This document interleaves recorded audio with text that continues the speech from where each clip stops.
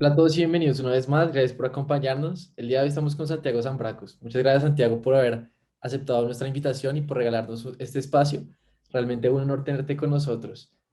Inicialmente nos gustaría que nos contaras un poco sobre ti, a qué te dedicas, cuáles son tus intereses particulares en medicina y también por fuera de ella. Bueno, listo. Bueno, hola Juan Camilo, William, Diana, Valentina. Muchas gracias a ustedes por la invitación que me hacen a este proyecto tan interesante el día de hoy. Para mí es un gusto estar aquí con ustedes y un honor también, bueno, agradecerles por la invitación. Bueno, pues mi nombre es Santiago Zambracos Parrado. Yo soy estudiante actualmente 12º semestre. Estoy a puertas ya de graduarme como médico de la Universidad del Rosario. Me quedan más o menos 3 mesecitos.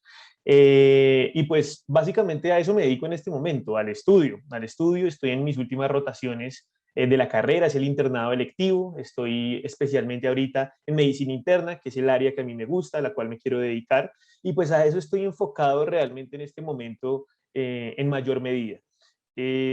A eso me dedico, me gusta mucho por fuera de mi vida académica hacer muchas actividades extracurriculares, especialmente el fútbol. Soy fan del fútbol, me encanta jugarlo, al menos 2 veces a la semana. Y me gusta mucho también hacer videos, enseñar. Esa es una de mis grandes pasiones, es otra cosa a la cual me dedico en el tiempo extracurricular. Básicamente sería eso inicialmente, Juan Camilo. Santiago, entonces vamos a empezar como de manera un poco lineal, preguntándote, digamos, desde los inicios, digamos, de tu carrera hasta el día de hoy. Entonces nos gustaría es que nos empezaras contando un poco cómo fue tu experiencia en el premédico y de qué manera influyó en tu formación como médico. Ok, bueno, digamos que para poder hablar de esta cuestión del premédico, en mi caso puntual, personal, para mí es pertinente hablar primero de algunos acontecimientos que ocurrieron en el colegio, ¿sí? Entonces, cuando yo estaba en el colegio, yo no era la maravilla, a mí la verdad me iba bastante regular. Probablemente era porque a mí en ese momento quizás yo no tenía la madurez emocional suficiente para darle la importancia al estudio en el colegio como la merecía. Un arrepentimiento muy grande que tengo. Pero también sé que disfruté mucho, que me divertí mucho. Obviamente me cobró factura, pero eso hizo que cuando yo me graduara del colegio, pues no contara con los requerimientos como más prácticos para entrar directamente a la carrera de medicina. Otra cosa que era una adversidad en su momento es que yo no tenía por sentado que iba a estudiar medicina. De hecho, la gran mayoría de mi carrera en el colegio yo quería ser un ingeniero industrial. Yo estaba enfocado más o menos lo que había visto en mi papá y mi tío, que es mi otra figura paternal. Entonces yo estaba muy guiado hacia que no, que yo iba a ser ingeniero industrial. Sin embargo, a eso como de 11º año, yo comienzo a ver la materia de filosofía, me comienzo como a reevaluar completamente, yo en verdad, para qué estoy en el mundo, qué es lo que yo quiero hacer, qué es lo que me interesa, y me volví absolutamente un fan de la ciencia, no solo de la medicina puntualmente, sino de la ciencia. Entonces yo me termino de graduar del colegio, pero ya muy tarde me había dado cuenta de este aspecto tan importante como lo que era sentar las bases. Entonces podrían calcular más o menos que mis bases no eran muy buenas. Yo no tuve un mal resultado en el ICFES, al contrario, me fue bien, pero sin embargo no fue suficiente para entrar directamente a la facultad como a mí me hubiera gustado. Por otra parte, yo no lo había decidido tempranamente. Entonces, cuando ya yo estaba seguro de que quería estudiar medicina, habían cerrado el proceso de inscripción. Entonces, si se dan cuenta, hay varios problemas ahí que hacían difícil la entrada directa a medicina. Entonces, cuando yo me fui a presentar, habían cerrado. Luego mi mamá me dijo, vea, yo la verdad no confío mucho en que usted pueda estudiar medicina porque usted es un vago. Entonces, la mayoría del tiempo, como yo era un vago, pues no me creían mis papás que yo verdaderamente podía rendir para lo que la carrera pide y la dedicación que exige. Entonces yo tenía que demostrarles a mis papás que era capaz de hacerlo. Entonces ellos me dijeron, vea, usted ya no está a tiempo de inscribirse ni a ingeniería ni a medicina porque se quedó en las inscripciones a las carreras. Entonces haga un preuniversitario, al menos en ingeniería o en medicina. ¿Cuál prefiere? Entonces yo dije, ok, voy a hacer el de ingeniería para garantizar que de verdad yo no quiero hacer esto. Entonces decidí hacer el de ingeniería. Mi mamá me dijo, yo le voy a permitir que usted decida estudiar medicina si usted obtiene excelentes resultados en el preuniversitario de ingeniería y acordamos una meta puntual que era que en cálculo puntualmente fuera la mejor nota. Fue una cosa que pude lograr. Entonces, pues para mí, tanto como para ella, era una forma de decirme a mí mismo que era capaz y que podía verdaderamente entrar a la carrera. Entonces me motivé con toda team, saqué el puntaje que necesitaba y ya súper emocionado a mitad de año de 2015-2, yo digo, listo, vamos para la carrera de medicina, me inscribo, paso a la entrevista y en la entrevista me quedo.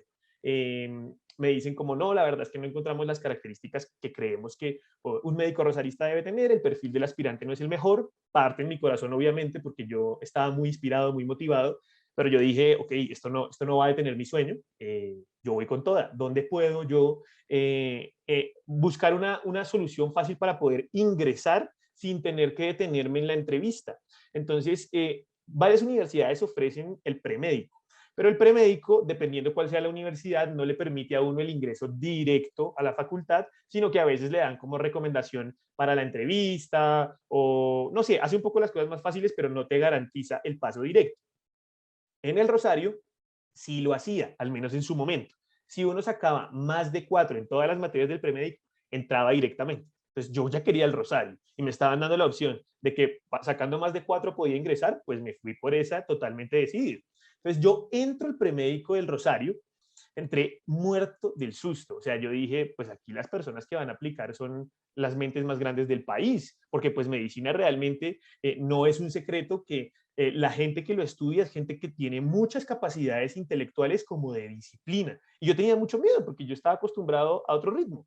Entonces, cuando yo llegué, me comienzo a enfrentar pues a todas estas personas y realmente lo que el premédico nos ofrecía no era realmente materias relacionadas con medicina, era más bien como un espectro de materias del colegio. Entonces era matemáticas, biología, química, física, que me caló perfectamente, porque yo había desperdiciado la oportunidad en el colegio de aprender matemáticas, física, biología, química, y aquí el premédico me dio la segunda oportunidad de aprender esto desde cero, desde la base, que era lo que a mí me faltaba. Entonces, fue lo mejor que me pudo pasar, porque si yo hubiera entrado a primer semestre, inmediatamente yo no habría podido sacarle el jugo que le saqué, ya entendiendo las bases que me había dado a mí el premédico. Yo amé ese semestre, lo disfruté por completo, todas las materias me encantaban, entonces para mí fue muy útil, especialmente porque encontré profesores que no solo explicaban muy bien, sino que sentaron en mi cabeza la semilla para direccionar mi método de estudio y asimismo el método que yo aplico o que intento aplicar como docente el día de hoy.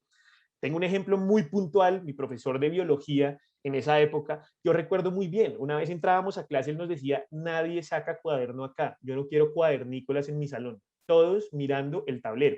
¿Por qué? Porque el tipo comenzaba a explicar, a hacernos entender, comprender la sustancia de lo que nos iba explicando. Nada de nombres raros, nada de todo de todo ese diálogo que nosotros como médicos estamos acostumbrados, sino todo en términos sencillos para que cada persona pudiera entender.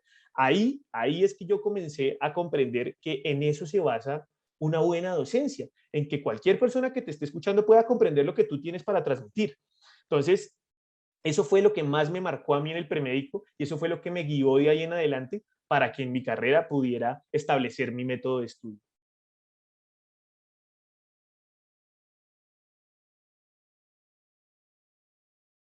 Listo. Entonces, bueno, eso va a depender mucho de cuál sea el momento de la carrera en el cual me planteas la pregunta. Probablemente cuando estaba en básicas, es decir, desde tercer semestre es que uno puede aplicar para ser tutor. Entonces, lo que es tercero, cuarto, quinto, sexto semestre, el manejo del tiempo era mucho más flexible, porque primero teníamos vacaciones. Las vacaciones son una historia que comienza a reducirse cada vez a medida que avanzan los semestres y uno entra a clínicas. Entonces, como las vacaciones eran largas, nosotros teníamos vacaciones de más o menos hasta 2 meses y medio, yo aprovechaba siempre las vacaciones para preparar todas las tutorías que yo quería hacer, pero las preparaba en resúmenes, ¿sí? ¿Para qué las preparaba yo en resúmenes? Para que el día antes de que yo tuviera que hacer la tutoría, cogía el resumen y hacía la presentación y recordaba todo. Porque si yo pues tenía ya la presentación lista desde vacaciones, probablemente cuando la fuera a exponer, pues no tenía fresquito el conocimiento. Entonces, de esa forma, como que yo no me colgaba en la realización de las tutorías porque ya estaban hechas. Lo único que tenía que hacer era transformarlas a una presentación. Y uno cuando está en básicas dice, no, pues no me queda tiempo, pero cuando pasa a clínicas se da cuenta que menos tiempo tiene y que en ese momento sí lo tenía. Entonces, realmente a mí me quedaba tiempo disponible para yo preparar mis tutorías cómodamente. Ya cuando yo entro a clínicas se complica la situación. Séptimo semestre fue el semestre en el que hice tutorías de líquidos y electrolitos, que afortunadamente es un IAS que solo tiene 2 casos. Luego no era tanto tiempo el que me tomaba de todo mi semestre de clínica. pero en octavo semestre me pareció que en ese punto específico de mi carrera sí fue un error ser tutor, que en ese momento fue de sistema respiratorio, porque a mí me encantaba, no me malentiendan, yo era fan literalmente de ese IAS, pero se me dificultaba mucho poder conciliar un IAS tan grande como el sistema respiratorio, que tiene 4 casos, con las rotaciones de octavo semestre que solo tienen 2 semanas y que para poder sacarles el jugo hay que estudiar mucho. Entonces yo no podía ni rendir al 100% en mis rotaciones clínicas, ni podía rendir al 100% en las tutorías. Fue un semestre verdaderamente difícil para mí, como para al menos hacer un trabajo con el cual yo me pudiera conformar, pero me hubiera gustado dar mucho más. Entonces yo creo que eso es algo que uno debe tener muy en cuenta a la hora de decidir si se va a lanzar o no de tutor. Sí, ya hoy en día, en este momento, afortunadamente, para medicina interna, yo llevo haciendo tutorías más o menos un año y medio. Entonces, eso hace que la mayoría de temas los tenga preparados y no me quiten tanto tiempo. Además, yo estoy en una rotación de medicina interna. Luego, todo lo que estudio en este momento, pues me es útil para mi rotación. Entonces, pues por ese lado, por eso digo que depende del momento de la carrera. Y Santiago, quiero que nos comentes un poco de qué se necesita para ganar el premio Mejor Tutor Paro. Bueno, listo. Respecto a la cuestión de ese premio del mejor tutor par, hay varias consideraciones a tener ahí. Digamos que el premio de mejor tutor par no es algo que se seleccione a partir de una votación en la cual hayan medidas objetivas de cómo te dicen a ti que eres el mejor tutor par. O sea, no es como que cada semestre me califique y diga, no, este man fue el que tuvo la mejor calificación entre todas las personas candidatas. No funciona así.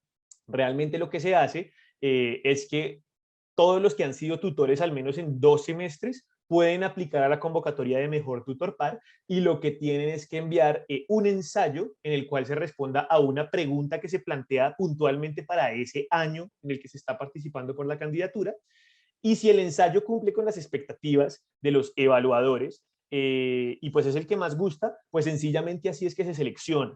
En algún momento se seleccionó a partir de la nominación a la candidatura por parte de los mismos tutores. Entonces la cohorte de tutores decía, como no, yo nomino a esta persona para que sea el mejor tutor par, yo nomino a esta persona para que sea el mejor tutor par. Y así más o menos se seleccionaba, pero hoy en día es como les estoy contando. Santiago, sabemos que participaste en el concurso Hackathon por la Salud. ¿Podrías hablarnos un poco más de qué trata, cómo lograron ganar y cómo fue tu experiencia en el mismo? Sí, claro. La Hackathon por la Salud es un concurso patrocinado especialmente por la Universidad del Bosque, por una empresa que se llama Afidro y por otra empresa que se llama Impulsa. Ambas son empresas pro emprendimiento, ¿sí?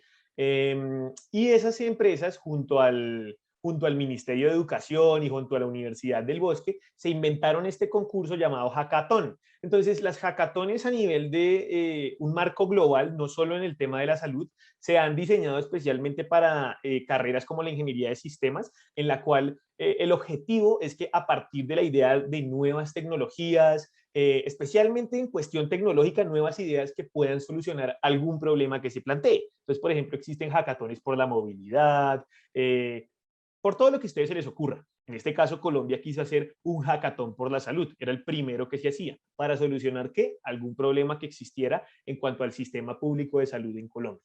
Entonces, pues obviamente tenían que invitar personas que hicieran parte del gremio de la salud, que fueran médicos, por ejemplo, pero no era exclusivo para médicos.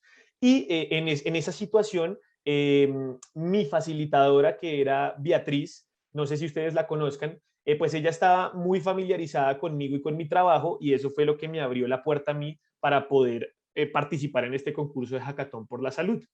Invitaron a otros 2 compañeros también a que participaran, a representar a la universidad. Y pues cuando nosotros nos fuimos para ese concurso, pues la verdad nosotros no teníamos muchas expectativas, porque realmente cuando llegamos, pues nosotros nos encontramos con un montón de gente, ingeniería de sistemas, programadores, o sea, en nuestra cabeza pues estaba que ellos iban a hacer una aplicación inimaginable, y nosotros, pues, ¿qué aplicación íbamos a hacer? Nosotros lo único que sabíamos, pues, era si acaso algunos conocimientos de medicina. Estábamos en sexto, séptimo semestre, donde realmente pues no éramos tan fuertes en el conocimiento médico, o sea, lo que podíamos aportar era poco, pero era trabajo honesto. Entonces, pues nosotros nos llevan allá al bosque, nos dan 24 horas, el concurso consistía en que en 24 horas teníamos que idear alguna estrategia, alguna aplicación, alguna idea que pudiera optimizar algo del sistema de salud. lo que fuera, algo del sistema de salud, ya fuera en precios, ya fuera en tiempo de atención a los pacientes, tenían que hacerse una idea. Entonces, en esas 24 horas nosotros comenzamos ahí a maquinear, pensando, bueno, ¿qué nos podemos inventar acá? Y en esas 24 horas surge la idea de hacer una aplicación en la cual las personas pudieran tener un diario en el cual registraran su actividad sexual, y a partir de su actividad sexual, ya fuera con riesgo, sin riesgo, se les hacía múltiples preguntas en la aplicación que teníamos en mente. Según esas preguntas, nosotros podíamos más o menos estratificar el riesgo de que la persona fuera a desarrollar una enfermedad de transmisión sexual, y que dependiendo cuáles fueran los criterios bajo los cuales se está estratificando ese riesgo, la persona tenía que hacerse o no un tamizaje. Entonces, les voy a poner un ejemplo. Paciente que tiene una exposición de riesgo alto para un contagio por VIH. Si a las 2 semanas presentaba manifestaciones clínicas de un síndrome retroviral, es decir, que comienza a sentir algo parecido como una gripa, inflamación de ganglios, que la aplicación le dijera, pues a medida de los días que van pasando, ¿usted ha presentado esos síntomas? Si la persona respondía que sí a cierta cantidad de preguntas, la aplicación le decía, listo, usted tiene que asistir ya para que le hagan esta pregunta, esta prueba de tamizaje y caracterizar si usted tiene o no. Entonces, obviamente nosotros justificábamos todo eso con que el diagnóstico temprano, tanto para el paciente como para el sistema de salud per se. Entonces, con números y todo, lo justificamos, y el ahorro que se lograba era una cosa grandísima. Entonces, la aplicación pues se expuso muy bien en el pitch que nos dieron. Ya después de que uno de las 24 horas de hacer la idea la terminaba, uno la tenía que exponer en frente pues, de todos los grupos y de los moderadores y calificadores y jueces, y ellos decidían cuál era la que más les gustaba. Y en ese caso, pues nosotros quedamos como primer puesto para el reto que nosotros habíamos participado, que fue increíble para nosotros porque eran 36 universidades y nosotros pues no teníamos expectativas porque en nuestro grupo no había ni programadores, ni diseñadores, todo fue pues realmente la idea y lo que nosotros dentro de nuestras capacidades teníamos para exponer.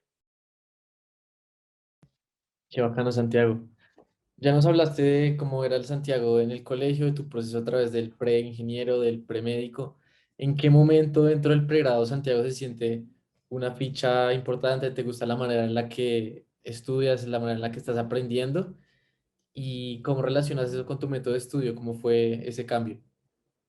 Sí, no, de acuerdo. O sea, el cambio del Santiago del colegio al Santiago de la universidad fue un cambio dramático, y fue un cambio especialmente, fue una reflexión que a mí, pues suena chistoso, pero finalmente es lo que a mí me hizo cambiar, y fue mi materia de filosofía donde yo me reevalué como persona para saber a qué había venido yo al mundo. Y en ese momento, pues para mí fue difícil creerme que yo verdaderamente era capaz de hacer buenas cosas, buenos resultados, pues porque si uno está acostumbrado a que pues no le va tan bien, pues uno cree, pues a lo mejor yo no soy tan bueno.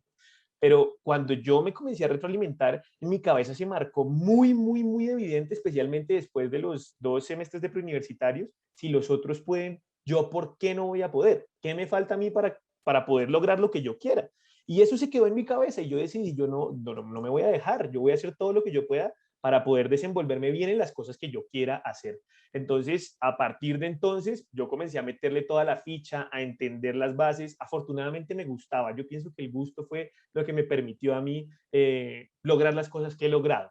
Ahora, siendo un poco más objetivo y pragmático en la pregunta que tú me estás diciendo de cuál es mi método de estudio, ese método de estudio, digamos que varió en el tiempo. Yo creo que esa es una respuesta que todos probablemente te hayan dado acá. No es el mismo método de estudio el que uno tiene en primer semestre al que tiene en clínicas. ¿Por qué? Porque uno al paso del tiempo comienza a darse cuenta de técnicas que le son más útiles a uno para estudiar.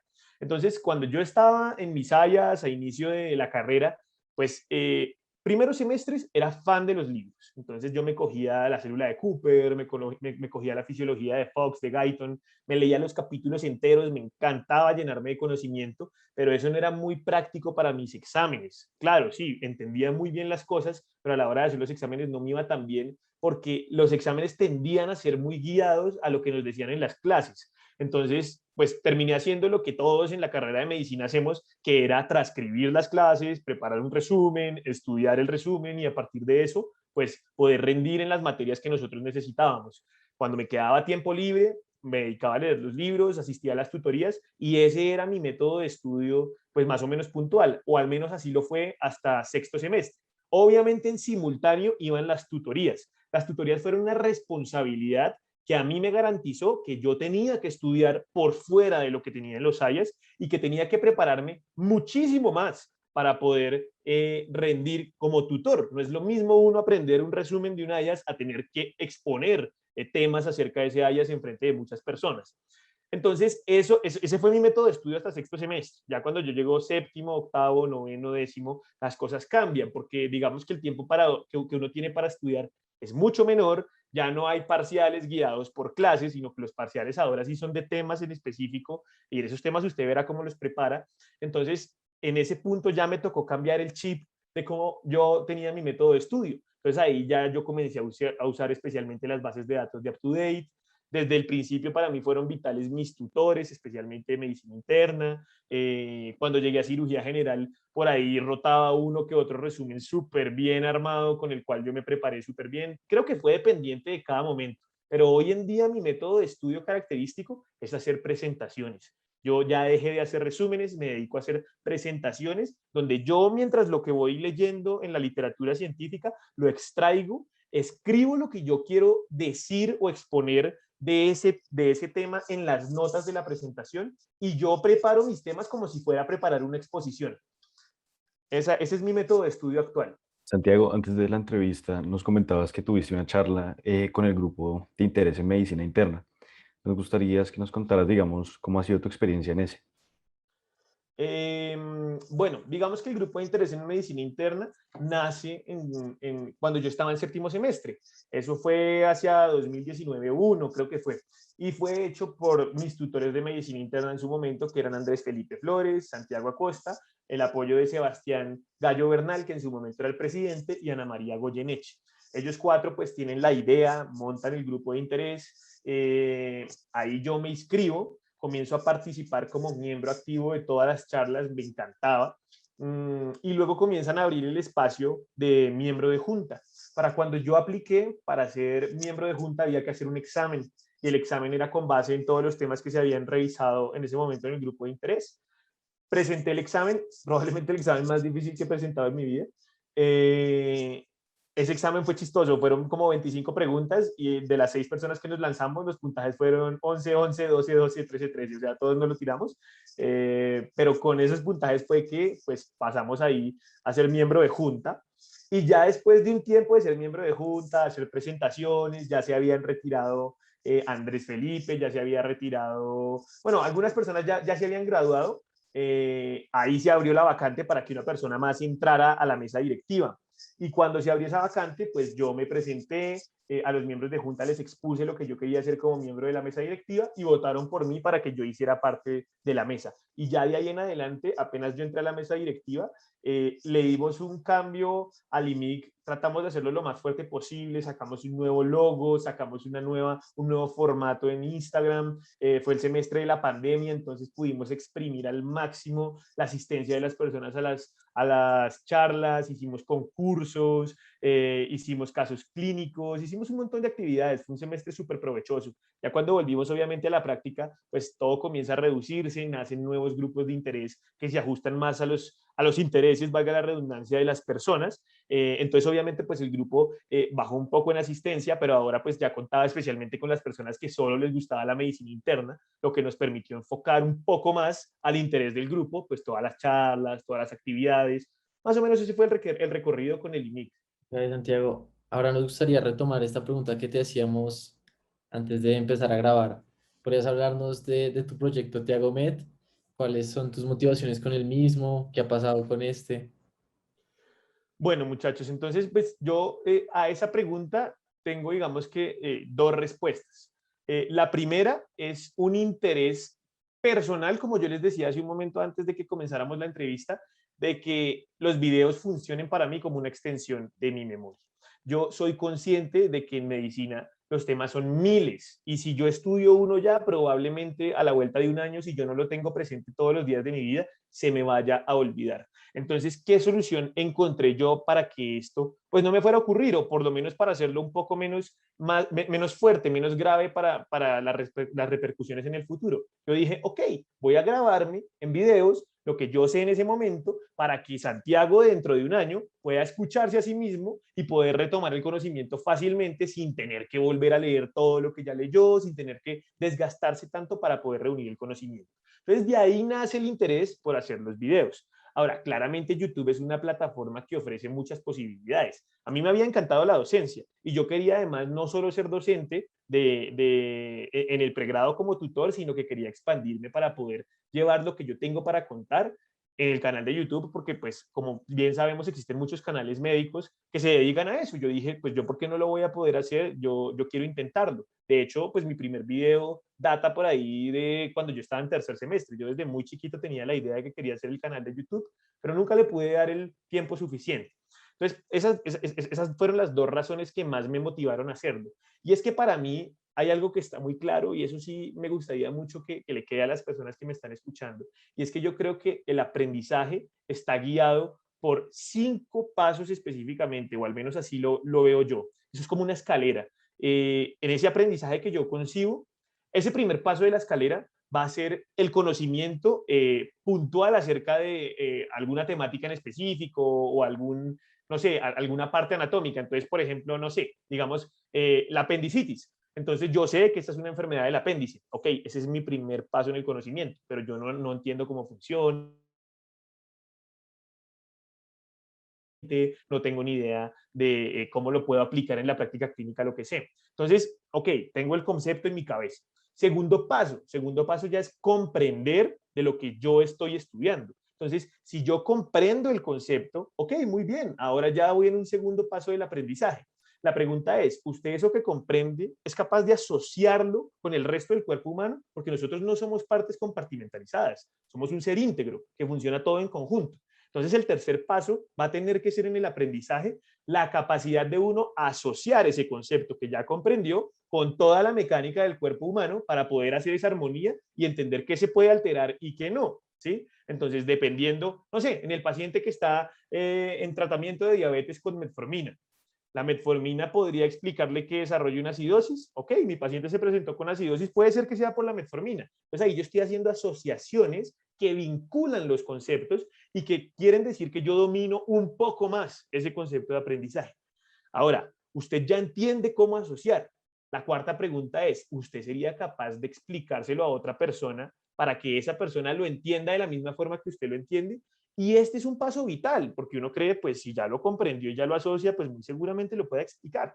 Pero uno se da cuenta cuando comienza a explicar un tema que aparecen los huecos, que uno hay cosas que no tiene claras y que no las tenía presentes porque no se las había preguntado, sino hasta que está explicando. Y cuando está explicando y la persona le dice, oiga, pero ¿y por qué esto? Y uno queda como, uy, sí, ¿por qué esto? Es ahí cuando uno dice, ok, me faltan algunos conceptos que no tenía en mente. Por lo tanto, el cuarto paso del aprendizaje es ser capaz de exponer. Y es ese punto al que a mí me gusta llegar con mi método de estudio, porque mi método de estudio me permite que al yo exponer los temas pueda darme cuenta de los huecos que tengo dentro de mi conocimiento. Ahora, ya teniendo la teoría clara en mi cabeza, queda el quinto paso y que es el más vital y probablemente el más importante. El conocimiento teórico no sirve de nada si usted no sabe cómo aplicarlo. Entonces, ¿es capaz usted de aplicar en la práctica lo que ya sabe? ¿Es capaz usted de aterrizar sus conocimientos teóricos en la práctica clínica? Ese es el quinto paso. Cuando uno escribe un plan de manejo en la historia clínica de un paciente y ahí concilia todo lo que aprendió dentro de la práctica clínica. Ahí es cuando uno domina una temática. Entonces yo siento que con los videos puedo alcanzar el aprendizaje que necesito del cuarto paso y puedo favorecer a las personas que están estudiando para que entiendan al menos el segundo o tercero y les facilite probablemente hacer el cuarto. Es la forma en la que yo veo el mundo, sé que suena un poco rara, pero creo que es el método de estudio que más me ha servido. Santiago, de todos los videos que has grabado, ¿cuál ha sido el que más recuerdas y por qué? ¿O tu favorito? Mi favorito siempre va a ser el de metabolismo de carbohidratos. Ese video marcó el inicio del canal. Honestamente, el inicio del canal no fue algo premeditado. Yo no dije, ok, voy a armar un canal de YouTube para hacer los videos. De lo contrario, lo que había pasado es que yo me había quedado atrasado con una tutoría y pues yo tenía que hacer esa tutoría porque ya casi venía el examen de los muchachos. Entonces yo les dije, no muchachos, vamos a hacer lo siguiente, yo voy a grabar esta tutoría y se las voy a subir a YouTube para que ustedes la puedan ver. Grabé metabolismo de carbohidratos, la subí La dejé ahí, eso funcionó para esos estudiantes que pasaron, no sé qué. A la vuelta de 6 o 7 meses se dispara ese video, tiene una excelente acogida en YouTube en general y comienzan a subirse los números y a subirse y a subirse y a subirse. Y eso me dice a mí como, oiga, puede ser, intentemos con el canal. Y ahí fue que arranca todo. Genial, Santiago. Ahora queremos saber cuándo inició tu interés por la investigación en medicina y también nos gustaría que nos contaras un poco de tu experiencia en el proyecto que realizaste en torno al clopidogrel en enfermedad coronaria. Ok, bueno, digamos que en cuanto a la investigación, yo durante mi carrera no siempre estuve seguro de que quería ser clínico. Digamos que realmente a mí las rotaciones no me encantaron. A mí la única que verdaderamente me gustó y me fascinó fue la medicina interna. Yo con las otras como que me sentía insuficiente, como que sentía que algo me faltaba. Yo no me quería enfocar en un solo órgano del cuerpo, yo necesitaba más. Como poder tener un aprendizaje completo del cuerpo humano era lo que yo buscaba, pero de todas formas yo no estaba seguro si era la clínica lo que yo quería, mejor dicho, fue un tiempo un poco de confusión apenas yo terminé octavo semestre, donde yo además estaba muy afectado como personalmente porque hubo algunas rotaciones que no me gustaron al punto de afectarme tanto en el que yo me dudaba a mí mismo si sí quería ser un clínico. Y en ese momento yo dije, pues ok, ya vi lo clínico, ya vi lo quirúrgico, me falta ver la investigación y la universidad me ofrece la posibilidad de conocer este campo. Además, yo ya comenzaba a darme cuenta de la importancia de la medicina basada en la evidencia. Cuando uno pasa a medicina interna en séptimo semestre, se da cuenta que todo lo que se decide en medicina está guiado por evidencia. Si usted no entiende la evidencia, usted no va a saber cómo tratar bien a sus pacientes. Entonces yo dije, ok, yo tengo que buscar cómo formarme en esto y probablemente la opción que más cubría esas dos inquietudes con las que yo me encontraba en ese momento era seleccionar investigación en el módulo electivo. Entonces, así fue. Y en ese marco de posibilidades de investigación en la Universidad del Rosario, se encontraba el semillero de investigación en genética. Y puntualmente ese semillero de investigación estaba en ese momento trabajando con un proyecto de clopidogrel en enfermedad coronaria, lo cual lo hacía muy relacionado con mi especialidad de interés, que era la medicina interna. Fuera del hecho, yo soy un apasionado por la genética, a mí me encantaba. Entonces, como que se me había dado literalmente en bandeja de plata lo que yo necesitaba en ese momento y yo no lo iba a desaprovechar. Entonces ahí yo decidí inmediatamente meter investigación, muy de buenas yo también, porque en ese momento fue que ocurrió todo el boom de la pandemia. Entonces las rotaciones se cayeron al piso, atención primaria también se afectó terrible, pero el que menos se vio afectado fue investigación. Entonces yo salí ganando, para mí ese año fue excelente, fue súper útil, aprendí un montón, estuve con la mejor profesora que he tenido en básicas, que es la doctora Dora Fonseca. Aprendí demasiado. Y obviamente en el año de investigación estaba todo ese enfoque que les había comentado hace un momento de la medicina basada en la evidencia. Entonces a nosotros todas las semanas nos hacían exponer siempre artículos, artículo, explique de pi a pa cómo llegaron a la conclusión, los resultados, la pregunta, pico con la cual guiaron todo su artículo. Entonces a mí me formó mucho eso en cómo abordar la medicina basada en la evidencia y la importancia de los estudios originales, no solo las revisiones, porque uno está muy acostumbrado a leer primers, reviews, pero no está tan acostumbrado a dirigirse a artículos de ensayos aleatorizados o de dirigirse a artículos de investigación original en ciencia, porque pues no lo sabe leer. Entonces eso me ayudó mucho como a forjar esa parte de investigación. Creo que eso fue lo que me guió. Y respecto al proyecto de clopidogrel, pues bueno, con el proyecto de clopidogrel afortunadamente nos fue muy bien. Ese proyecto ya se cumplió, ya salió el primer paper que queríamos hacer de clopidogrel, salió hace más o menos unos 6 meses. Y bueno, eso es un poco, no sé si quieren saber algo más específico. Yo por ese lado tengo otra pregunta y es, ¿de qué manera el hecho de lograr publicaciones influye en el proceso de formación de un médico? Sí, bueno, yo creo que como la búsqueda de tener publicaciones no debe ir guiada tanto por esa creencia de llenar la hoja de vida, porque es que uno puede llenar su hoja de vida con reportes de caso, que probablemente no representen la misma complejidad que un artículo de investigación original para uno tener publicaciones. O sea, si el objetivo es ese, pues hágalo por esa medida. Yo no lo guié tanto en su momento por eso, yo lo guié era más por lo que yo quería aprender de medicina basada en la evidencia, porque cuando a mí me hablaban de eso yo no entendía nada. Y uno tiende a desaprovechar mucho las oportunidades que nos ofrece las oportunidades que nos ofrece la universidad en cuanto a salud de poblaciones, epidemiología, porque uno no aprecia lo importante que es en su momento. Y es apenas lógico, porque uno no está en la práctica clínica viendo lo necesario que es, pero es muy necesario. Para ese punto, cuando yo había llegado, pues no tenía idea. Entonces fue eso lo que me motivó a entrar a la investigación. Los artículos y su utilidad, digamos que en la hoja de vida, vinieron de la mano con eso. Que no digo que no sea bueno, al contrario, de hecho lo es. Un buen médico debe ser un médico basado en la evidencia. Entonces, si el médico tiene esa base en su cabeza, probablemente decida bien. Ahora, un médico además debería cumplir con su cuota de ayudar a que haya más conocimiento en el mundo. Entonces, por eso probablemente para las hojas de vida eso es muy útil, porque un médico que ayuda al avance, pues probablemente le sea útil a las universidades, a los hospitales, porque garantiza que en el futuro pues va a seguir investigando y va a ayudar a que pues la ciencia avance, ¿sí? Entonces creería que esa es la utilidad de los artículos. ¿Cómo te ves, Santiago, ya cuando acabes el pregrado? ¿Dónde te quieres especializar? ¿Has pensado en especializarte en el exterior? ¿Has pensado en realizar los steps o los has hecho? Bueno, esa es una pregunta verdaderamente difícil. Yo ahorita estoy como en que pues las opciones están todas contempladas, están todas contempladas dentro de mi plan. Yo por el momento quiero graduarme, quiero trabajar un tiempo, quiero vivir de primera mano cómo es la experiencia como médico general. Y a partir de eso, ahí sí quiero comenzar a decidir, todas las puertas están abiertas.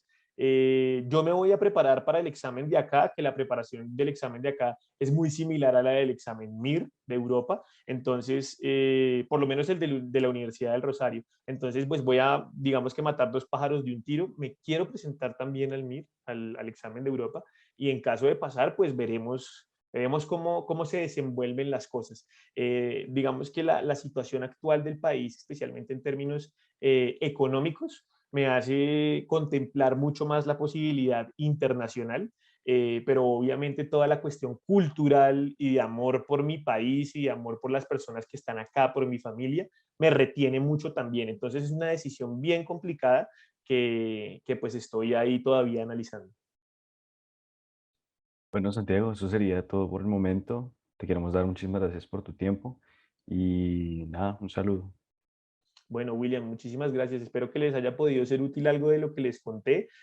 Tal vez me fui mucho por las ramas en algunas preguntas, pero creo que pues pude compartirles lo que quería dejarles, lo que me fue útil en mi carrera y lo que creo que les puede ser útil a los que vienen en semestres más abajo para que el día de mañana puedan también sacar algo de provecho de lo que les pude contar hoy.